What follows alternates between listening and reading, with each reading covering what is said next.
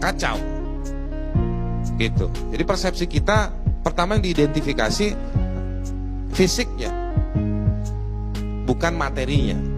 Sama juga saya mau ngeritik kepada TV One. Tadi malam bikin acara, yang saya lihat juga di TV lain sama acaranya seperti itu. Tapi yang dikedepankan adalah identitas Indonesianya, yang menurut saya bahwa orang Papua merasa bahwa kenapa ketika kita teriak masalah substansi soal pelanggaran hukum, diskriminasi, pelanggaran hak asasi manusia, kerusakan lingkungan, soal perburuan, setiap kita teriak yang dituduh kamu Papua, kamu ujungnya berbahaya, minta merdeka, dan yang dikedepankan sekali lagi identitas merah putih. Tidak ada yang salah dengan merah putih, tidak ada yang salah dengan NKRI, tidak ada yang salah dengan Indonesia. Tetapi yang salah ketika kita menutup kuping kita dan mata kita untuk melihat masalah yang substansial. Kapan kesempatan itu ada? Nah, itu yang juga terjadi di lapangan. Yang terjadi di lapangan, mobilisasi merah putih sekarang dibenturkan dengan teman-teman yang rambutnya keriting dan kulitnya hitam.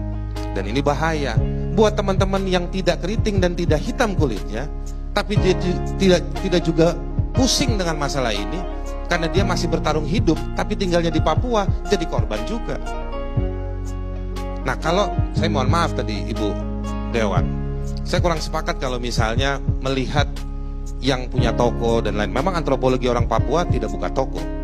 Tetapi kalau kita mau kritis terhadap para pendatang, saya mau mengkritik adalah kita harus melihat pendatang yang tidak terlihat, yang mengambil tambang di Papua, ngerusak lingkungan di Papua, tidak bayar buruh tenaga kerja di Papua, tidak mengalihkan teknologi ke buat orang Papua. Dan ini bertahun-tahun.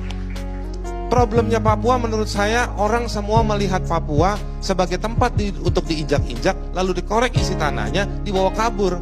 Kalau cuma berdebat soal 92 triliun, tidak ada rumah sakit Siloam atau tidak ada rumah sakit apapun, murah.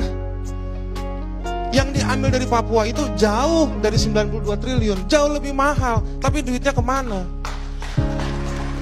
Siapa yang menikmati? Salam sejahtera untuk kita semua. Wah. To the point. Jadi, saya minta pertama, orang Papua sampai dengan saat ini tidak pernah minta uang, tidak pernah minta otsus, tidak pernah minta apa-apa.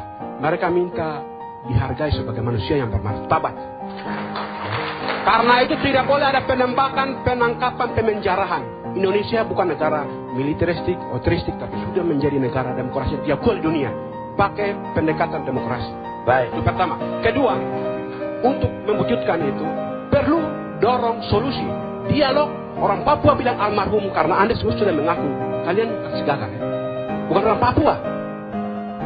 61 sampai dengan saat ini kami orang Papua tetap sama. Kota bukan ketertinggalan, Honai bukan ketertinggalan, tapi itu identitas. Nah, karena itu kita melangkah ke depan. Dialog itu adalah salah satu solusi yang bisa mempertemukan ekstrim NKRI harga mati dan kemudian ekstrim Papua mereka harga mati.